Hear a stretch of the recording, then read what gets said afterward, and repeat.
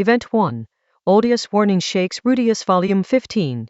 Begins immediately after Rudius meets his future self, Odius. The meeting is short, but it completely changes Rudius's life. Until now, he believed his biggest goal was to protect a peaceful home. Now he learns that the peaceful home can be destroyed if he makes one wrong move. Odius warns him that the human god cannot be trusted. This is frightening, because Rudius has followed the human god's advice many times before. Some advice helped him, so Rudius cannot easily accept that the same being may be his enemy. The warning is not abstract. Odius speaks like someone who has already lost everything. His appearance shows the result of a ruined future, exhausted eyes, broken body, and a mind damaged by grief. Rudius realizes that this is not just a message from a stranger. It is a possible version of himself. That makes the warning much more painful because he can see exactly what he may become. From this moment, Volume 15 changes the direction of the entire story. It is no longer only about surviving in a fantasy world. It becomes a fight to protect Rudius's family from destiny, manipulation, and a god who is playing from the shadows. Event 2. Rudius reads the terrible diary. Rudius reads the diary left behind by Odius. This diary is one of the darkest parts of the story, because it shows what happens if Rudius continues trusting the human god without question. In that future, Roxy dies after being infected by a disease connected to a mouse from the basement. Her death breaks Rudius emotionally. He loses his balance, his kindness, and the stable life he had slowly built. After Roxy's death, the tragedy does not stop. Sylphie leaves, relationships collapse, and the people around Rudius suffer one by one. Odius becomes obsessed with revenge and spends his life chasing the human god's shadow. The diary is not only a warning, it is a mirror showing Rudius what grief can do to him if he loses the people who keep him grounded. He sees how love can turn into rage when it has nowhere to go. By the time he finishes reading, Rudius understands that the future is not guaranteed. His current happiness exists only because he now has the chance to make different choices. Event 3.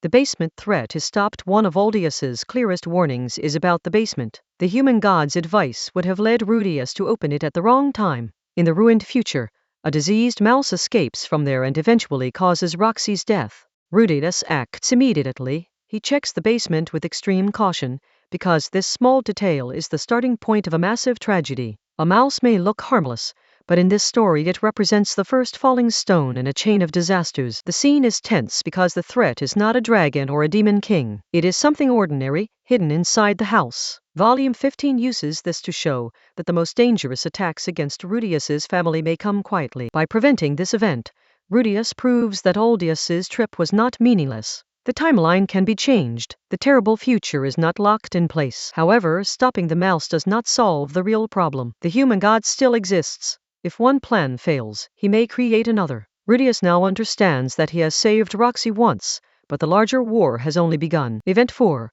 Nanahoshi helps explain the impossible. Rudius goes to Nanahoshi because she is the only person around him who can seriously think about time travel, world transfer, and impossible events. She is not emotionally connected to Odius the same way Rudius is, so she can analyze the situation more calmly. Nanahoshi helps him understand that Odius may have come from a future that now branches away from the present. In simple terms, the diary does not guarantee what will happen. It shows what can happen if Rudius repeats the same mistakes. This gives Rudius a small amount of hope. The terrible future is not a prophecy carved in stone. It is a warning sign, and warning signs exist so people can change direction. At the same time, Nanahoshi cannot magically solve everything. Her explanation only tells Rudius that changing fate is possible. It does not tell him how to defeat the human god. This conversation pushes Rudius toward the next step, following Odius's advice, preparing for the human god's next move, and reaching out to someone he has avoided for years. Eris. Event 5.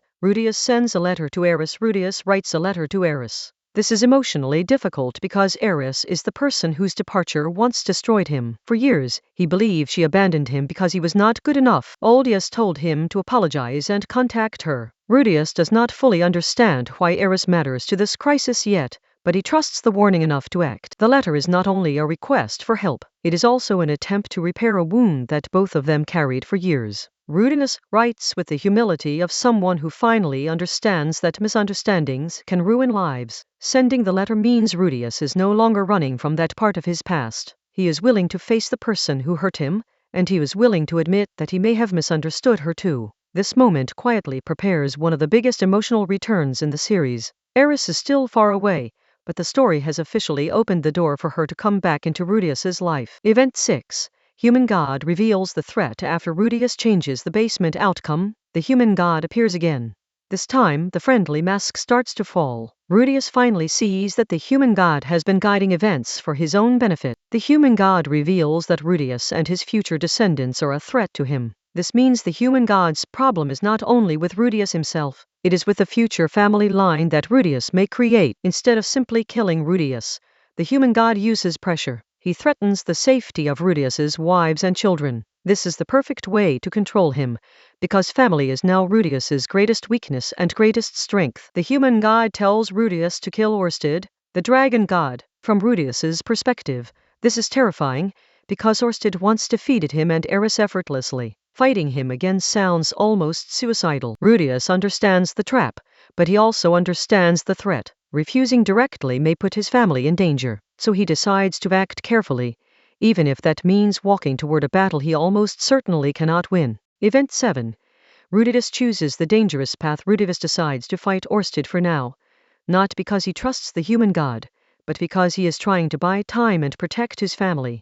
This is a painful decision, because every choice seems dangerous. He does not want to involve Sylphie, Roxy, or the children. The more people know, the more they may become targets. So Rudius carries the fear mostly alone. This is where Volume 15 shows Rudius as a very different person from earlier arcs. He is no longer a boy reacting to events. He is a father and husband making strategic choices under extreme pressure. Even though he is afraid, he starts thinking practically. If Orsted must be fought, Rudius needs preparation, tools, terrain, distance, traps, and every possible advantage. The decision is not heroic in a simple way. It is desperate. Rudius is not chasing glory. He is choosing the only path he sees that might keep the human god away from the people he loves. Event 8.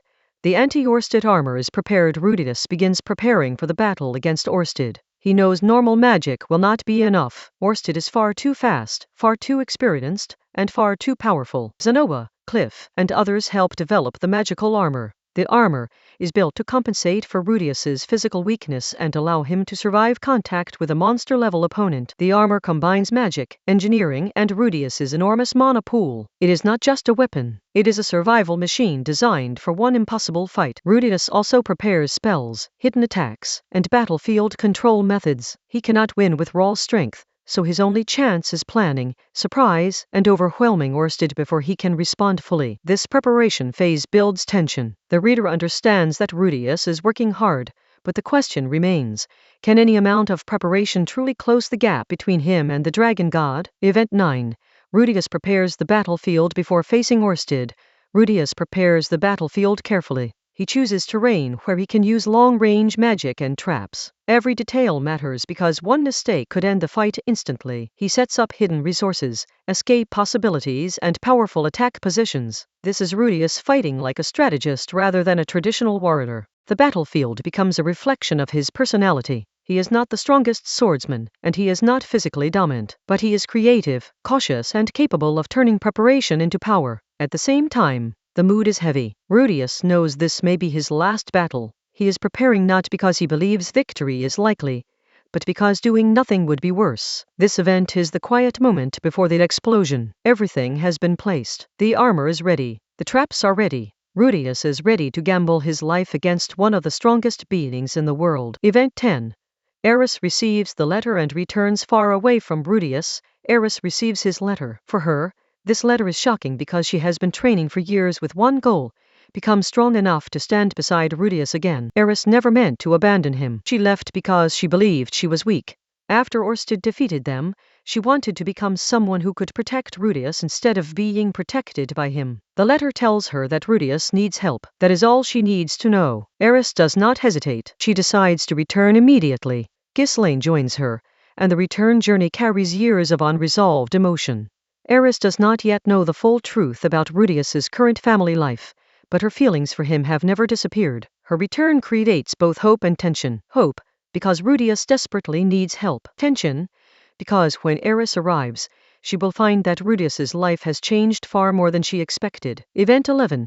Rudius attacks Orsted with everything. The battle begins when Rudius launches his attack on Orsted. He does not fight politely or wait for a fair duel. He uses surprise because he knows fairness would only get him killed faster. Rudius attacks with enormous magic, battlefield traps, and the power of his armor. His goal is to damage Orsted before Orsted can fully understand what is happening. For a short time, the plan seems almost believable. Rudius manages to push Orsted harder than most people ever could. He proves that preparation and intelligence can make even a weaker fighter dangerous. The scale of the fight is massive. Explosions, earth magic, lightning, and long-range attacks turn the battlefield into a disaster zone. But Orsted is not a normal opponent. Even when damaged, he stays calm. The longer the battle continues, the clearer it becomes that Rudius's best plan may still not be enough. Event 12. Orsted overwhelms Rudius. Orsted begins to overwhelm Rudius. Once he understands the situation, the difference in experience becomes terrifyingly obvious. Rudius's armor is powerful,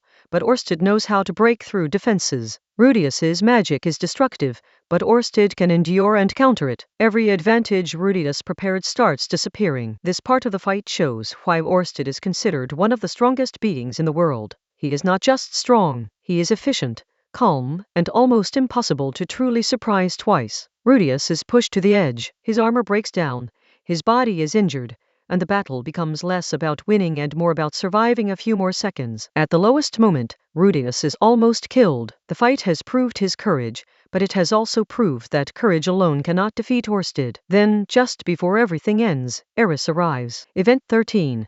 Eris and Ghislaine arrive. Eris reaches the battlefield with Ghislaine and finds Rudius on the verge of death. This is the moment her years of training finally meet their purpose. She steps between Rudius and Orsted. Eris knows Orsted is terrifying. She knows she may not be able to defeat him. But unlike before, she does not freeze or collapse. She fights. Ghislaine helps protect Rudius while Eris challenges Orsted directly. The battle shows how much Eris has grown. She is no longer only the angry girl from Rudius's childhood. She is a real Sword King-level fighter with resolve. Even so, Orsted remains beyond her. Eris can resist him, pressure him, and create space, but she cannot truly overpower him alone. Her arrival still changes everything. It gives Rudius time, proves her feelings through action, and forces Orsted to look more closely at why Rudius attacked him in the first place. Event 14. Orsted offers a different future. Orsted realizes that Rudius is not attacking because he truly wants to serve the human god. Rudius is acting because the human god threatened his family. This matters because Orsted is also an enemy of the human god. Once he understands the situation, killing Rudius is no longer the only option. Instead of finishing him off, Orsted offers Rudius a deal. Work for him, and he will help protect Rudius's family from the human god's interference. For Rudius, this offer changes the entire problem. Until now, he had no reliable way to defend his family from a god who could manipulate people from the shadows. Orsted may be the one person who can oppose that power. Rudius accepts because the choice is clear. He cannot beat Orsted. He cannot trust the human god, but by joining Orsted, he may finally gain a path that protects his home instead of sacrificing it. Event 15.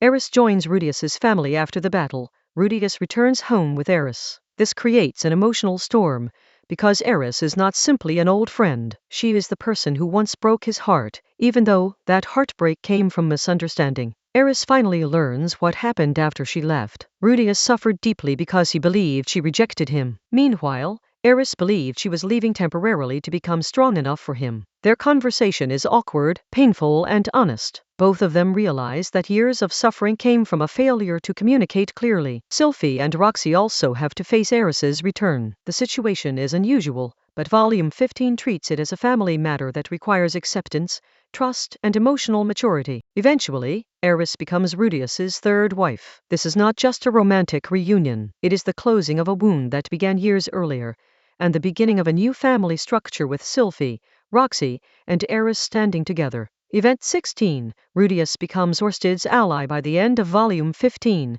Rudius's life has changed permanently. He is no longer a person occasionally receiving advice from the human god. He is now actively aligned with Orsted against him. This creates a new mission for the series. Rudius must protect his family, support Orsted's larger clans, and avoid becoming the broken future version of himself. The peaceful home still exists, but now it sits inside a much larger conflict. Every future choice may affect not only Rudius but also his wives, children, friends, and descendants. Volume 15 is powerful because it combines the darkest possible future, one of the biggest battles so far, and one of the most emotional reunions in the story. The final feeling is not simple happiness. It is relief mixed with danger. Rudius has saved his current timeline for now, but the real war against the human god has only just begun.